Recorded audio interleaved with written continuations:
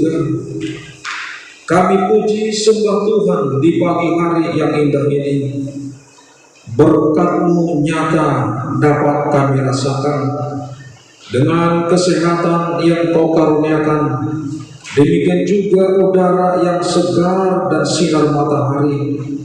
Biarlah dengan berkat Tuhan ini kami boleh memastikan bahwa Tuhanlah yang menolong dan yang menuntun kehidupan kami masing-masing.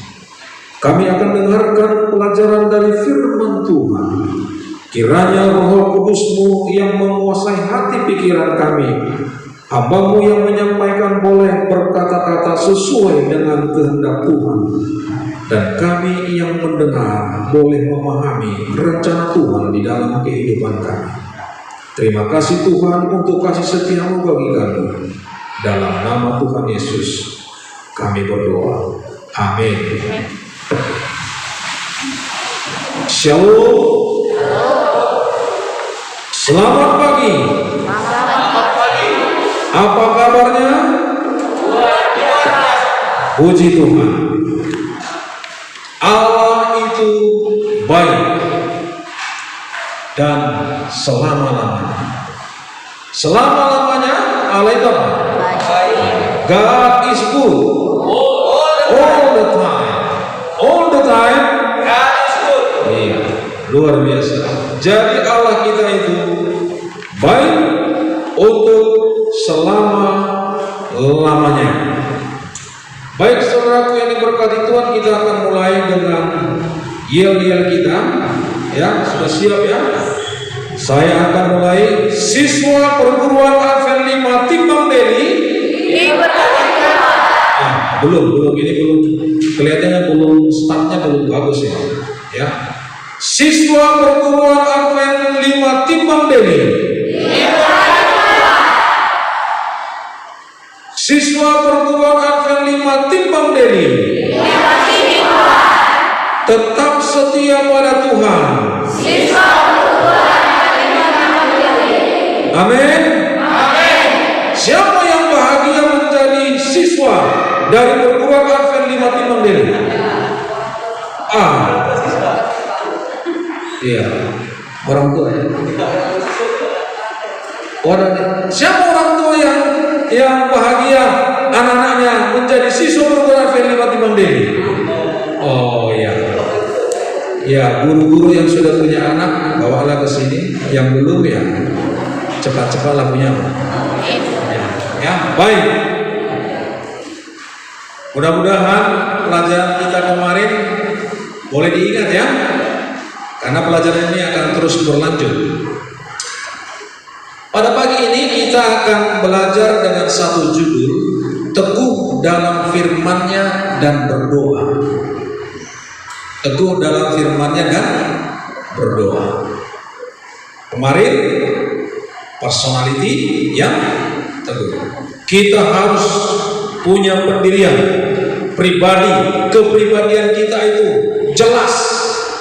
Sekarang bagaimana orang yang berpribadi itu juga dia mau belajar firman Tuhan dan berdoa. Apa fungsi makanan bagi tubuh? Siapa yang sudah makan adik-adik? Sudah makan semuanya? Oh ya, puji Tuhan. Bapak dan Ibu guru juga sudah makan, ya. Baik, saya sampaikan di sini bahwa fungsi makanan bagi tubuh adalah untuk bertahan hidup. Kalau orang nggak makan, nanti lama-lama dia lemas, sakit, akhirnya apa? Mati. Jadi kita harus makan. Bayangkan orang tua kita bekerja satu hari untuk dapat duit supaya dibeli beras, dibeli makanan, sayuran, ikan, dan yang lain-lain. Untuk apa? Supaya anak-anakku yang sekolah di perguruan Advent 5 Timbang Deli itu mereka akan sehat-sehat, mereka akan senang dan bahagia. Ya, mereka bisa bertumbuh terus. Tidak hanya nanti di SD, nanti mereka sampai ke SMP. Kalau mereka sehat, mereka akan terus sampai ke SMA. dan selanjutnya dan selanjutnya. Makanan juga memiliki fungsi lainnya bagi tubuh, yaitu sebagai pertumbuhan dan perkembangan tubuh. Yang kedua, pemeliharaan dan perbaikan sel-sel tubuh yang telah rusak atau tua. Yang ketiga, pengaturan metabolisme tubuh. Makanya kita harus makan yang sehat, makan yang bervitamin, makan yang bermineral. Jangan asal makan, tapi pilihlah makanan yang sehat supaya pertumbuhan dan perkembangan tubuhmu baik, supaya dengan masuknya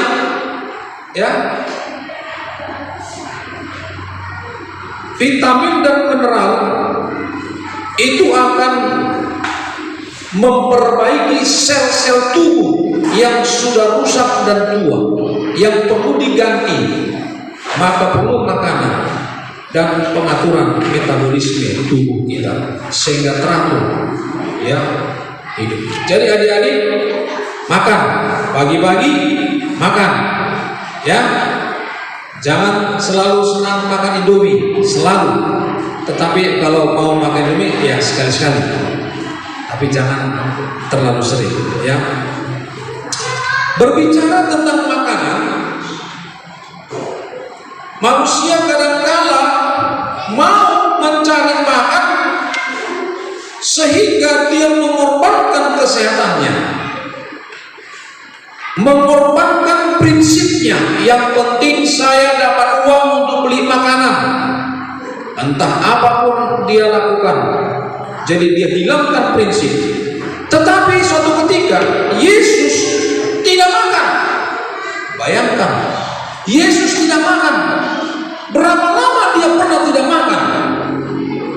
Berpuasa 40 hari. Luar biasa. Berarti dia setelah berpuasa lapar.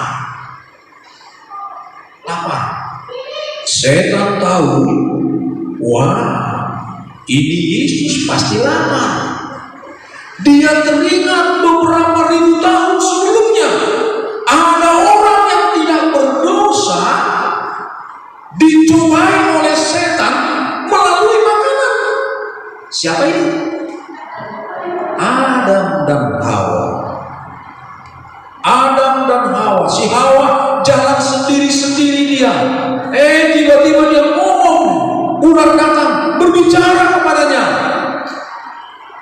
Akhirnya si Hawa melihat buah itu sangat menarik, enak untuk dimakan. Karena kalau nanti dimakan, setan bilang kau tidak akan mati, bahkan kau nanti akan sama seperti siapa? Allah, tahu yang benar dan tahu yang salah. Aduh, si Hawanya, kalau aku makan ini enak sekali rupanya, cantik, nanti saya tidak akan mati, lalu saya akan menjadi apa? Seperti Allah. Dia makan buahnya. Jadi setan tahu manusia akan sering jatuh ke dalam dosa kalau itu dipersoalkan dengan apa? Makan. Adik-adik, Bapak Ibu guru, jangan sampai kita seperti Adam dan Hawa jatuh ke dalam dosa. Karena apa? Makan. Tetapi Yesus, dia sudah lama 40 hari tidak makan. Kalau kita nggak makan pulang sekolah, tiba-tiba nggak ada nasi, bagaimana kita? Kok nggak ada nasinya ini? Marah. Wah, setan tahu itu. Lalu apa kata setan? Jadikanlah batu ini menjadi apa? Roti. Apa kata Yesus? Yesus berkata kepada setan yang mencobai dia untuk perintahkan batu menjadi roti. Matius 4 ayat yang keempat. Sama-sama kita membacakannya. 1, 2, 3. Tetapi Yesus jawab, ada tertulis, manusia hidup bukan dari roti saja, tetapi dari firman yang keluar dari mulut Allah. Adik-adik, jangan sampai kita marah kalau nggak ada makanan. Tetapi kita harus marah kalau tidak membaca apa? Firman Tuhan. Mama, bapak, nanti kalau di rumah, Pak, Ma, bilang gini, kalau aku nggak baca kitab, bilang dong, baca kitabmu, harus gitu ya. Iya. Nah, Yesus mengatakan bahwa ada tertulis, manusia hidup bukan dari roti saja, tetapi dari firman yang keluar dari mulut Allah. Ini penting. Sampai-sampai Yesus tidak menjadikan batu menjadi roti, tapi dia sangat-sangat membutuhkan firman Tuhan yang keluar dari mulut Allah. Makanan yang tidak sehat, saya ambil ini dari internet ya, bukan saya yang membuat ini. Menurut WHO, yang pertama keripik kemasan. Katanya ini mengandung kemasan MSG, monosodium glutamate. Ini meningkatkan kanker. Hati-hati. Makanan yang digoreng, karena minyak yang sudah pernah dipakai menggoreng akan mengandung kolesterol. Minyaknya berulang-ulang, itu aja, nggak dibuang. Kemudian makanan beku, cemilan, berbumbu, ada zat yang menyebabkan obesitas, kegemukan. Makanan olahan mengandung zat aditif dan pengawet yang berbahaya. Supaya dia bisa tahan, nggak busuk-busuk, dibuatlah pengawet. Itulah yang kita makan. Ini katanya, apanya pendeta hanya membaca saja. Whipped cream mengandung sirup fruktosa yang meningkatkan diabetes. Makanan burger ada kandungan garam yang tinggi dan sausnya mengandung lemak jenuh, berbahaya bagi tubuh. Ini sering kita makan ini, ya. Pendeta juga pernah makan ini. Tetapi mari kita ketahui dan kita pilih. Nah, pendeta coba cari juga apa makanan yang sehat. Halo.com orang muda, saya dapatkan di sana. Kedelai itu bagus. Kadang-kala anak-anak nggak mau makan kedelai. Kenapa? Nggak manis, ya, nggak enak. Padahal itu bergizi tinggi, ada mengandung omega 3. Bayangkan omega 3 untuk otak itu. Mau pintar makan kedelai. Omega 3 untuk pintar, zat besi, kalsium. Orang yang mau tulangnya kuat. Kalau main bola, contoh adik-adik, kakinya berbenturan, orang yang makan kedelai ini kuat dia, nggak sakit tulang-tulangnya. Zat besi, gandum mengandung vitamin B1, B3, vitamin E, kaya serat. Ikan salmon mengandung asam amino 3, protein, ubi, garam, ya kan? Mengandung vitamin A, B, E, C, rendah kalori. Brokoli mengandung potasium, kalsium, vitamin A dan C. Kacang merah kaya magnesium, zat besi, serat mineral, fosfor, vitamin, sayur bayam. Bagus sekali. Zat besi, vitamin C dan A. Blueberry, antioksida dan vitamin C, baik untuk daya tahan tubuh. Kacang almond kaya serat, protein, vitamin E, magnesium dan zat besi. Jambu, wah ini bagus jambu. Banyak orang nanam jambu, buahnya berjatuhan, gak dimakan. Tapi banyak orang pergi ke kedai, beli, habis uangnya. Padahal belum tentu itu menyehatkan, bisa saja mengenakkan, menyenangkan. Tetapi inilah yang pendeta dapat. Nah, ada 2 makanan yang saya ambil dari internet. Ada yang yang kurang sehat, ada yang sehat, tinggal pilih. Sekarang marketingnya bagaimana? Saya menganjurkan marketingnya adalah pilih makanan sehat. Tapi banyak di televisi marketingnya sangat menyenangkan, sangat menyenangkan. Adik-adik dan saudara-saudara yang pilih makanan sehat menurut firman Tuhan. Nah ini dia, kita ambil lagi dari firman Tuhan. Yang pertama, Kejadian 1 ayat 9. Berfirmanlah Allah, lihatlah aku memberikan kepadamu segala tumbuh-tumbuhan yang berbiji di seluruh bumi dan segala pohon-pohonan yang buahnya berbiji. Itulah yang menjadi makanan. Ini adalah makanan karya Tuhan, ciptaan Tuhan, bukan buatan manusia. Contohnya apa? Tumbuhan yang berbiji, ya, melinjo, mangga, rambutan, jengkol, pete, dan lain-lain. Enak itu, sehat, sehat ya. Nah, kemudian itu makanan yang pertama. Ada yang kedua, Tuhan sampaikan Kejadian 2 ayat 18. Apa itu? Semak duri dan rumput duri akan yang akan dihasilkan bagimu adalah tumbuh-tumbuhan di padang akan menjadi makanan. Jadi setelah manusia berdosa, ada tumbuh-tumbuhan ya di padang. Ini adalah jenis sayur-sayuran seperti kangkung, sayur paret, bayam, kol, dan lain-lain. Itulah makanan setelah manusia. Lalu ada lagi makanan yang ketiga. Ada 3 ya, kita sampaikan.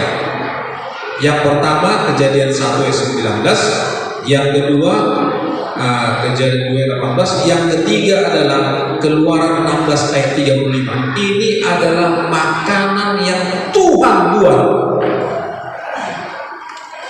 Makanan daging itu bukan dibuat oleh Tuhan, memang sudah ada daging. Tetapi 3 makanan ini adalah diciptakan oleh Tuhan. Apa makanan yang ketiga? Orang Israel makan manna 40 tahun lamanya sampai mereka tiba di tanah yang didiami orang. Mereka makan manna sampai tiba di perbatasan tanah Kanaan. Waktu orang Israel keluar dari Mesir, di padang gurun yang luas itu tidak ada makanan, tumbuh-tumbuhan. Tetapi Tuhan buat makanan mereka, manna namanya. Artinya adalah apa ini? Ini adalah roti dari surga, berbentuk halus, sesuatu yang bersisik, halus seperti embun beku di bumi. Nah itu dia. Jadi setiap pagi ini sebelum matahari terbit, dia turun ke bumi. Maka orang Israel memungut manna ini. Satu hari ukurannya 1 gomer.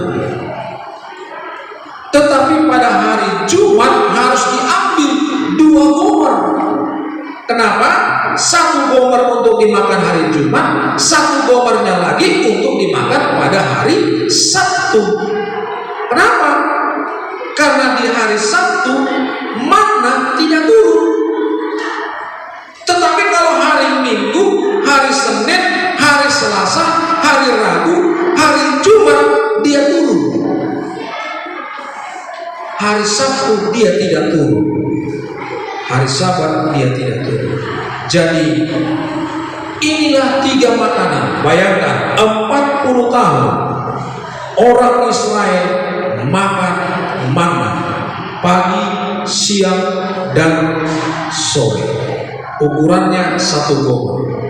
Makanya orang Israel itu pada waktu mereka di padang gurun tidak sakit. Kenapa? Mereka makan sesuai dengan ukuran yang ada, tidak berlebihan. Senang atau tidak senang, makanan mereka tetap 1 gomer. Kalau kita tiba makanan yang enak, wow, tambah 2 kali, 3 kali. Kalau nggak enak, cukup setengah piring. Rusak sistem tubuh. Karena otak yang mengatur, kalau enak tambah, nggak enak apa? Nggak tambah, nggak makan. Kalau ininya makanan, nggak makan aku katanya. Kalau ini makan, waduh saudara nih makan ini. Nah inilah dia.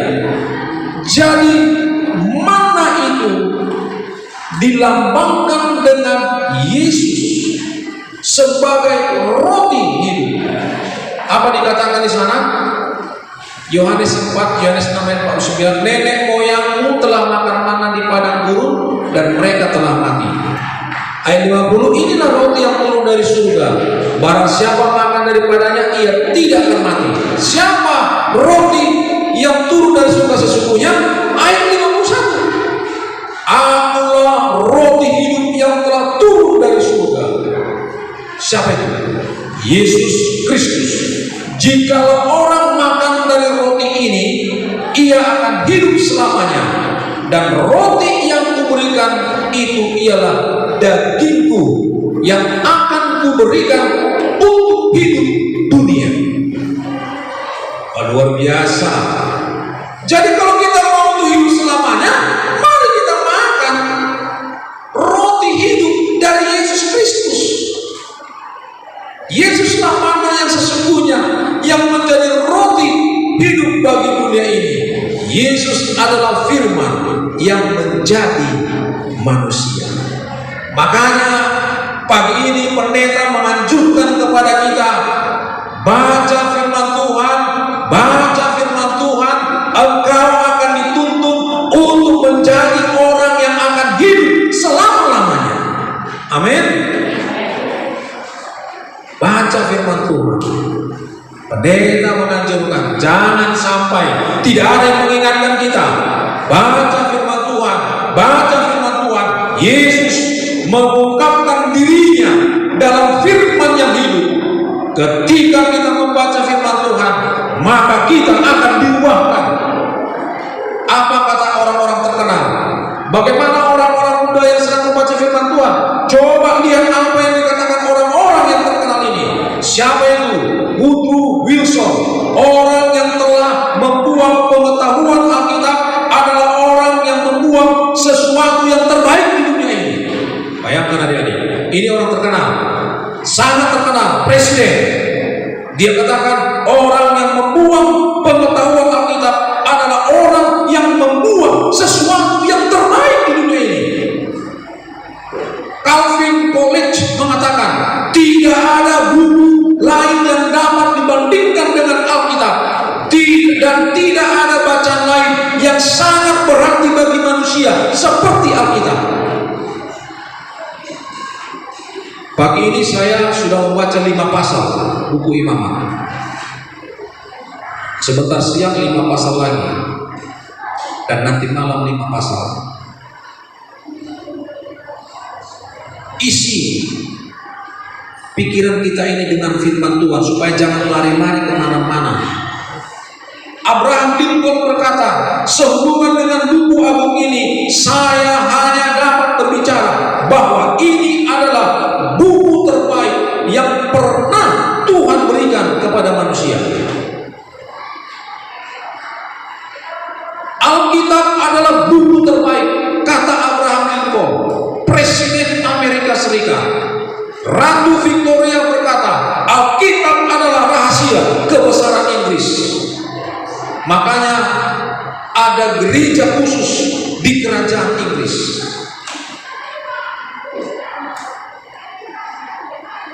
Immanuel Kant berkata, kehadiran Alkitab sebagai buku untuk manusia adalah keuntungan terbesar yang pernah dialami umat manusia. Benjamin Franklin, orang muda, nasihatku kepadamu ialah agar engkau memupuk pengenalan dan kepercayaan yang mendalam kepada kitab suci. Charles Dickens berkata, ini adalah buku terbaik yang pernah dikenal manusia. Mau jadi orang terkenal Mereka mengandalkan Alkitab, firman Tuhan. Mereka melandaskan filosofi hidupnya dari firman Tuhan. Yakobus 1 ayat 5 berkata, tetapi apabila di antara kamu ada yang kekurangan hikmat, hendaklah ia memintakannya kepada Allah yang memberikan kepada semua orang dengan murah hati dan dengan tidak membangkit-bangkit, maka hal itu akan diberikan kepadanya. Siapa yang mau ingin ada hikmatnya bertambah-tambah? Dikatakan apabila di antara kamu ada yang kekurangan hikmat, hendaklah ia memintakannya kepada Allah. Bagaimana caranya Tuhan menyampaikan informasi kepada kita? Dalam Alkitab. Adik-adikku, orang-orang, para guru yang kami kasihi, yang saya sangat kasihi, disinilah banyak hikmat. Buku kurikulum kita berganti-ganti setiap tahun, setiap ada periode. Tetapi Alkitab firman Tuhan tidak pernah ada yang berani merevisinya. Dan Tuhan tidak pernah merevisi firman-Nya. Tidak pernah merevisi firman-Nya. Dia tidak pernah katakan, oh kejadian itu salah, perlu diperbaiki. Tidak. Tetapi coba lihat pelajaran biologi, IPS, ekonomi, matematika, selalu ada revisi-revisi, perubahan-perubahan. Saya pun kalau membaca matematika sekarang bingung saya dengan matematika di zaman Bapak pada waktu masih sekolah. Ada perubahan, tetapi Alkitab tidak pernah direvisi. Mau hikmat? Belajar. Orang pintar senang membaca Alkitab. Alkitab ada 66 buku, ya. Ada 66 buku, terdiri dari 39 perjanjian lama dan 27 perjanjian baru. 39 tambah 27, maka jumlahnya 66. Alkitab diterjemahkan ke dalam 1928 bahasa dan lebih dari 5 miliar Alkitab telah tersebar ke seluruh dunia. Lebih dari 50 juta Alkitab dicetak setiap tahun. Luar biasa perkembangannya, ya. Alkitab, oke. Alkitab dapat merubah kehidupan seseorang. Nah, ini dia. Ini yang perlu bagi anak-anak. Bagaimana bisa merubah saya? Maka firman Tuhan 2 Timotius 3 ayat 16, segala tulisan yang diilhamkan Allah memang bermanfaat untuk mengajar, untuk menyatakan kesalahan, untuk memperbaiki kelakuan, untuk mendidik orang dalam kebenaran. Ada berapa manfaatnya? Manfaatnya firman Tuhan, segala tulisan yang diilhamkan Allah memang bermanfaat. 1, untuk mengajar. 2, untuk menyatakan kesalahan. 3, untuk memperbaiki kelakuan. 4, untuk mendidik orang dalam kebenaran. Kalau kita dulunya malas belajar, maka kalau kita baca firman Tuhan ini, oh rupanya malas itu nggak betul, salah, diperbaiki. Kalau kita punya mau mengambil yang bukan milik kita, mencuri, maka firman Tuhan mengatakan jangan mencuri. Oh rupanya tidak boleh mencuri. Akhirnya kita diperbaiki kelakuan kita. Bagaimana menghormati orang tua? Hai anak-anakku, turutilah akan perintah orang tua. Oh berarti harus menurut kepada orang tua. Hormatilah ayah dan ibumu supaya lanjut umurmu di tanah yang diberikan Tuhan Allah kepadamu. Oh berarti kami harus menghormati orang tua. Ini adalah manfaat dari apa? Firman Tuhan. Dalam Yohanes 15 ayat 7 dikatakan, jikalau kamu tinggal di dalam Aku dan firman-Ku tinggal di dalam kamu, mintalah apa saja yang kamu kehendaki dan kamu akan menerimanya. Amin. Enaknya punya Tuhan, sangat enak adik-adik. Tadi pendeta katakan dalam 2 Timotius 3 ayat 16, segala urusan yang dilakukan Allah memang bermanfaat. Ada 4 manfaatnya. Kalau firman Allah itu tinggal di dalam kamu, katanya, firman Tuhan itu, Yesus itu ada di dalam kamu, di dalam anak didik, di dalam diri para guru dan saya, dia ada di hati saya, ngomong sama Yesus, bicara sama Yesus, mintalah apa saja yang kamu kehendaki. Kenapa Tuhan katakan kamu akan menerima? Karena kita sudah menyatu dengan Dia, sudah menyatu, dan tidak mungkin Tuhan tidak mendengarkan permohonan kita. Mintalah dengan berdoa kepada-Nya, ngomong-ngomonglah. Jadi doa, arti doa ya, kalau kita meminta kepada Tuhan itu berdoa. Adik-adik kalau duduk di sini pun bisa berdoa kepada Tuhan. Tidak harus tutup mata, tidak harus lipat tangan, tidak harus bertelut. Berdoa itu apa dikatakan di sini? Kamus Indonesia mengatakan permohonan kepada siapa? Kepada Tuhan.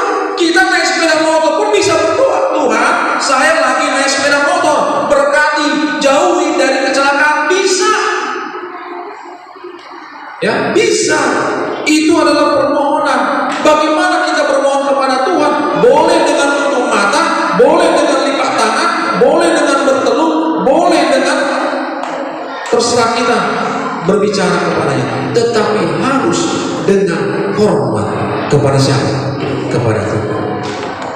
Dalam buku Gospel Workers, pelayan Injil, yang ditulis oleh hamba Tuhan Ellen G. White, halaman 254 berkata, doa adalah nafas kehidupan jiwa. Orang yang hidup kalau tidak bernafas, maka dia mati. Orang yang hidup berarti dia bernafas. Kalau tidak bernafas, mati. Mungkin bisa tahan 1 menit, tetapi kalau kita berlama-lama tidak bernafas, kita struktur tubuh kita ini, organ tubuh yang akan rusak dan mati. Kuasa memampukan sehingga dapat hidup menghadapi tantangan. Oh adik-adik, kalau ada tantangan kepada kita, tidak perlu pergi-pergi jauh-jauh ke gunung-gunung dan kemana-mana, tetapi mintalah dengan doa, karena di doa itu ada kuasa memampukan. Doa berarti menghubungkan dengan sumber kehidupan. Jika terputus dengan sumber hidup, pasti mati. Jadi selama masih berdoa, pasti hidup. Orang yang mati tidak pernah lagi berdoa, ya kan? Tetapi selama kita masih bisa berdoa, berarti orang itu hidup. Tak pernah pendeta lihat orang mati berdoa. Yang berdoa itu adalah orang apa? Orang hidup. Jadi kalau begitu, karena kita ini masih hidup, mari kita berdoa. Tetapi makna rohaninya adalah ada orang yang hidup tapi mati rohaninya. Itulah orang yang tidak suka berdoa. Tetapi ada anak-anak siswa perguruan Advent 5 Timbang Deli, mereka hidup tetapi rohaninya juga hidup. Sampai di rumah dibantu bapaknya dan mamanya. Ma, apa yang mau aku bantu? Oh, kok gitu? Kenapa bisa gitu? Iya, hari ini kami tadi belajar firman Tuhan. Kami masih hidup dan rohani kami masih hidup. maka kami harus memberikan yang terbaik. Wah, mamanya kenapa? Senang. Aduh, anakku senang kali aku lihat katanya. Segar mereka, kerja bersemangat. Kenapa? Karena dilihat anak-anaknya orang yang rohani. Amin. Ya. Kemudian kutipan yang dibilang Noah mempunyai tujuan dua sisi. Ya, satu sisi untuk membuka pintu surga agar berkat surga itu turun kepada si pendoa, adalah untuk membuka isi hati, membuka hati si pendoa kepada si pemberi berkat. Dua sisi. Kita berdoa untuk membuka hati Tuhan supaya dia curahkan berkat. Sisi yang berikutnya adalah membuka hati kita untuk menerima berkat Tuhan, supaya berkat Tuhan itu jangan sia-sia, jangan disalahgunakan. Jadi kalau kita berdoa, jangan hanya meminta berkat Tuhan, tetapi sudah siapkah kita untuk menerima berkat itu? Karena jangan sampai salah gunakan berkat Tuhan itu. Dia akan memberikan berkat yang limpah kepada kita, tetapi Tuhan menunggu waktu yang tepat.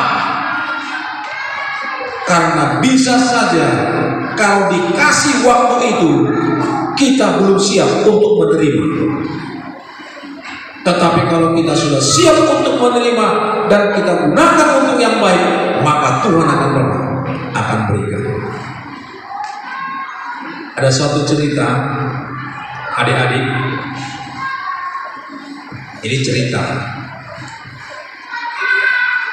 ini waktu itu saya lah ya, kuliah di Siantar, Teologi. Saya anak tertua dari 4 bersaudara, 3 laki-laki dan 1 perempuan, paling botol. Bapak saya meninggal ketika saya kelas 3 SD. Kelas 3 SD, bapak saya meninggal. Adik saya nomor 2 kelas 1. Adik saya nomor 3 belum sekolah. Adik saya yang paling kecil juga belum sekolah. Kelas 3 SMP, ini kelas 9 ya, kelas 3 kelas 9 ya. Mama saya juga meninggal.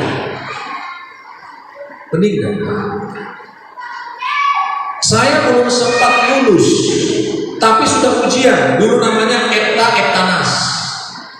Sudah ujian, tapi belum diberitahu kelulusan. Mama saya meninggal. Saya kelas 3, adik saya nomor 2 kelas 1 SMP, adik saya nomor 3 kelas 6, dan adik saya yang paling bottom kelas 4 SD. Kami tidak punya orang tua. Umur saya baru 16 tahun saat itu. Mama saya sudah meninggal. Anak yatim piatu. Ada di sini yang yatim piatu? Saya ingin berdoa untuk dia. Tidak ada. Baik. Puji Tuhan, orang tua masih ada. Kelas 3 SMP, di akhir kelas itu kami berempat sudah yatim piatu. Pada saat saya tingkat 2 cerita ini, saya tidak ada uang untuk uang pendaftaran. Lalu dosen tersebut mengatakan, waktu saya mendaftar, mana uang pendaftaran? Tidak ada, Sir. Jadi bagaimana kau bisa kuliah nggak ada uang pendaftaran? Nanti kalau ada, saya bayar, Sir. Kalau begitu nantilah setelah ada uangmu baru kau apa? Mendaftar. Berarti saya tidak akan apa? Tidak akan kuliah. Saya kepadanya, sekalipun itu sekolah Advent. Itu adalah tanggung jawabnya. Apa yang saya lakukan?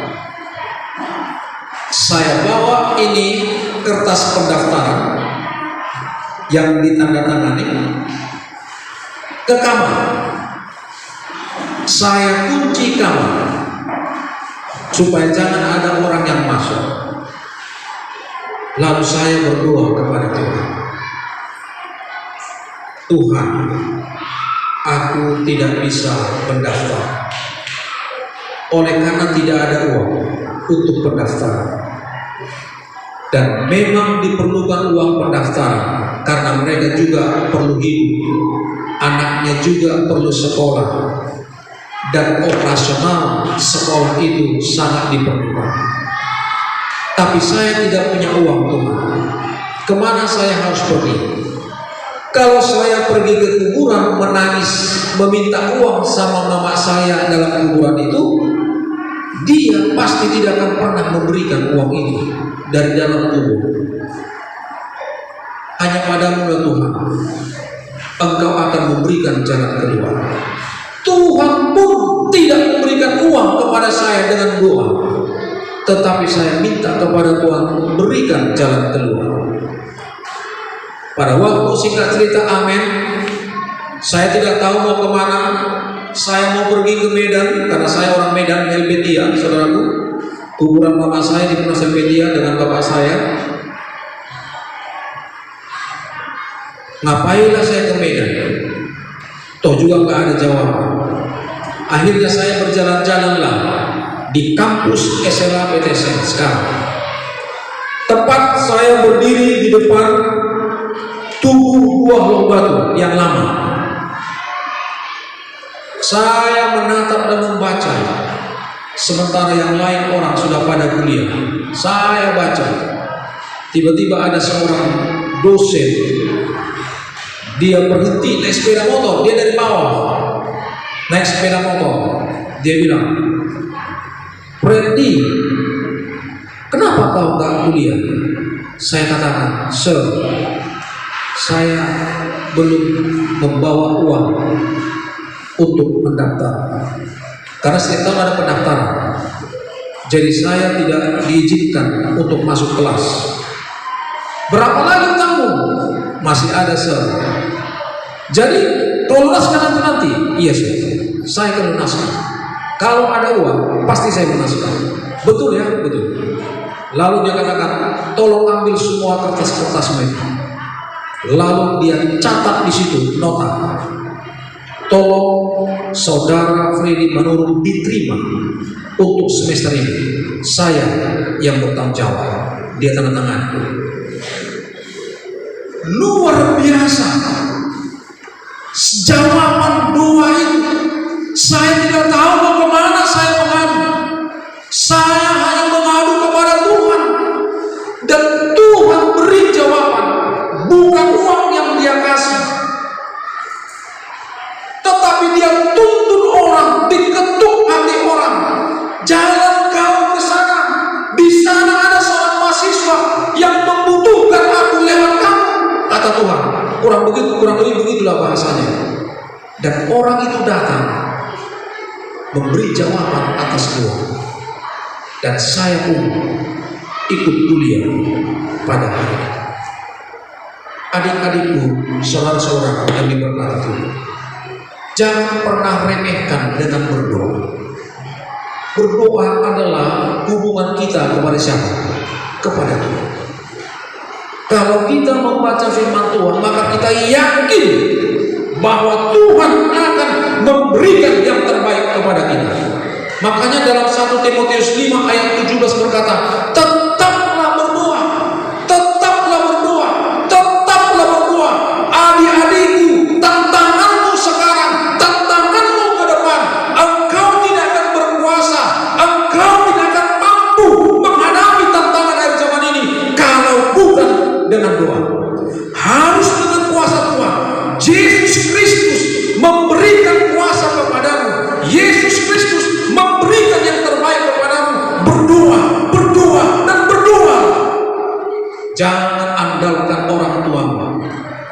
boleh meminta sesuatu kepada orang tua.